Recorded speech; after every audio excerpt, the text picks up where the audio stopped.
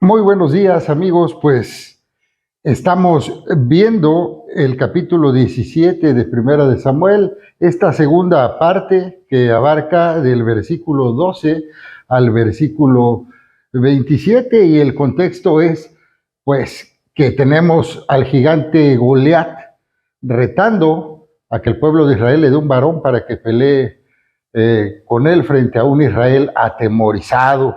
Y seguimos en el versículo 12, y que nos dice: había un hombre de Belén llamado Jesé, que en ese tiempo de Saúl era ya de edad muy avanzada. Este hombre tenía 8 hijos, uno de los cuales era David. Este hombre Jesé era Isaí en la versión Reina Valera. En esta versión que le estoy leyendo, que es la Dios habla hoy, se llama Jesé, para que no nos confundamos. Sus 3 hijos mayores, Eliab, Abinadab y Samá, se habían ido ya con Saúl a la guerra. David, que era el menor, iba al campamento de Saúl y volvía a Belén para cuidar las ovejas de su padre. Mientras tanto, aquel filisteo salía a provocar a los israelitas por la mañana y por la tarde, y así lo estuvo haciendo durante 40 días. Un día Jesé le dijo a su hijo David: toma unos 20 litros de este trigo tostado y estos 10 panes y llévalos pronto al campamento a tus hermanos. Llévate también estos 10 quesos para el comandante del batallón. Mira cómo están tus hermanos y tráeme algo que compruebe que se encuentran bien. Mientras tanto, Saúl y los hermanos de David y todos los israelitas estaban en el valle de Elá luchando contra los filisteos. Al día siguiente, David madrugó y, dejando las ovejas al cuidado de otro, se puso en camino llevando consigo las provisiones que le entregó Jesé. Cuando llegó al campamento, el ejército se disponía a salir a la batalla y lanzaba gritos de guerra. Los israelitas y los filisteos se alinearon frente a frente. David dejó lo que llevaba al cuidado del encargado de armas y provisiones, y corriendo a las filas se metió en ellas para preguntar a sus hermanos cómo estaban.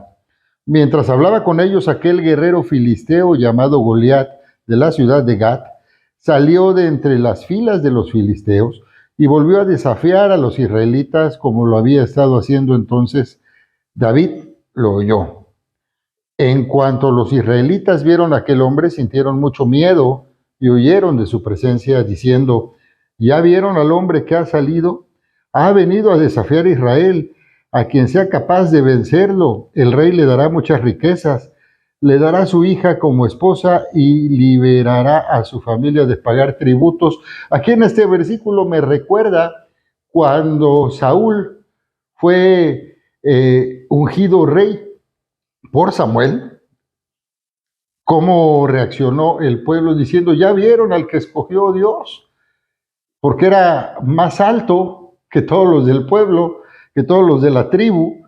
Y bueno, ahora dicen lo mismo del gigante Goliat, que es mucho más alto, mucho más grande que ese rey, el que ellos le pidieron a Dios que les diera.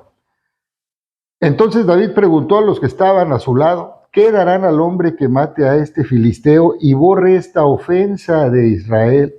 Porque ¿quién es este filisteo pagano para desafiar así al ejército del Dios viviente? Ellos respondieron lo mismo que antes habían dicho en cuanto a lo que le darían a quien matara a Goliat. Y bueno, ¿qué pensarán ahora?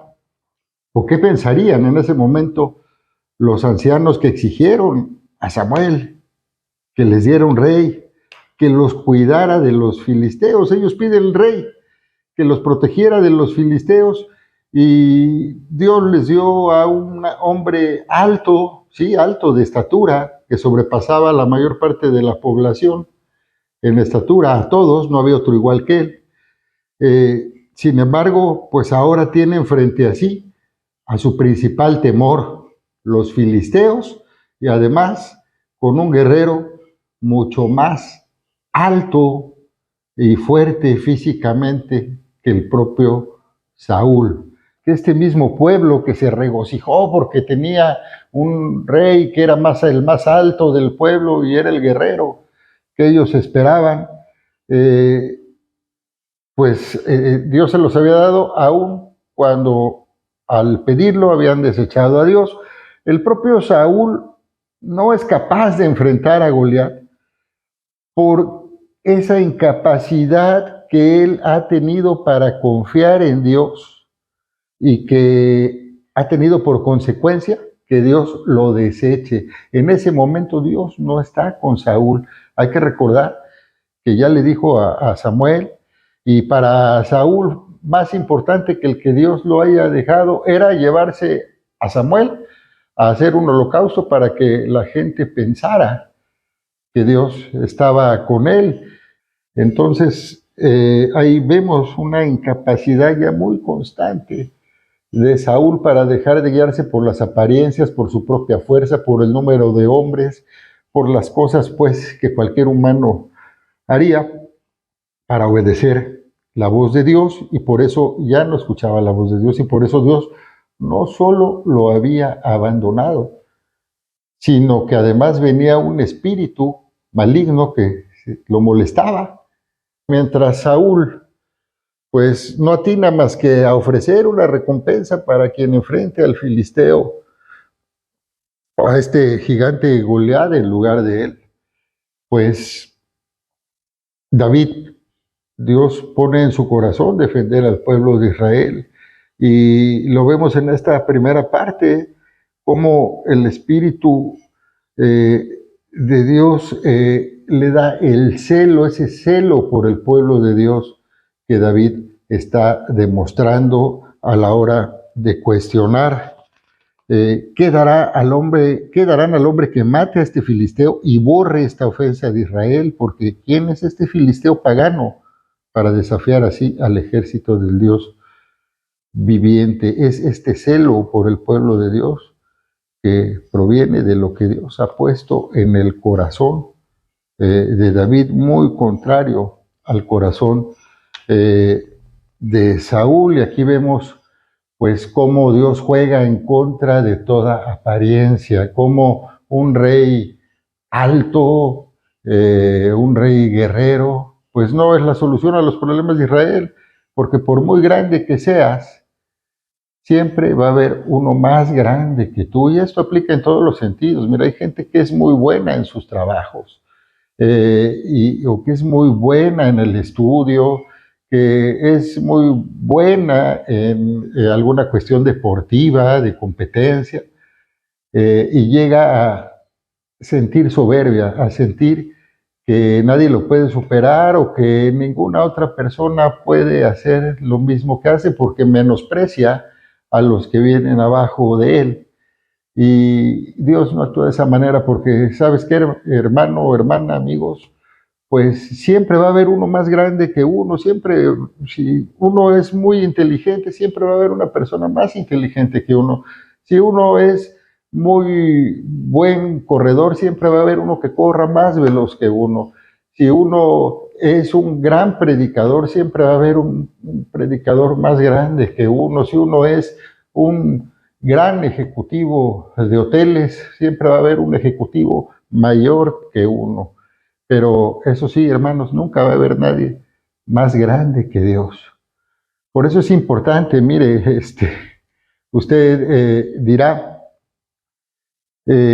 ¿por qué no está el pastor Joel dando los devocionales? ¿O por qué está este señor o este otro? Lo importante no es quién esté aquí compartiendo con usted la palabra de Dios, sino lo importante es lo que Dios hable a su corazón y lo que Dios hable a mi corazón. Lo importante es que estemos aquí reunidos en su nombre para escuchar su palabra, para meditar sobre ella y para dedicar este tiempo maravilloso con Dios todos los días. Hermanos, tener esta comunión con Dios y pedirle a Dios que ponga en nuestro corazón eso que puso en David, que nos ayude a no guiarnos por las apariencias, a no guiarnos por los estándares por los que nos guiamos siempre de quién es mejor, quién es más competitivo, quién habla más bonito, quién sabe más.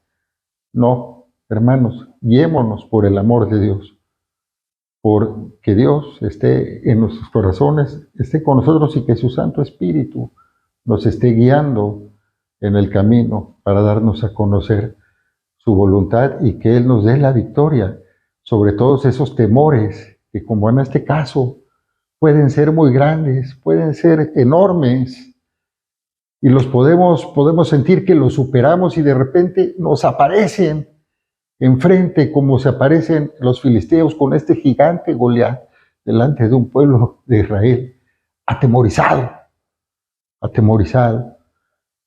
Pidámosle a Dios, hermanos, que por muy grandes que sean nuestros temores, por muy grandes que sean nuestras preocupaciones, Él, que es más grande que cualquiera, esté con nosotros en cada momento de nuestras vidas.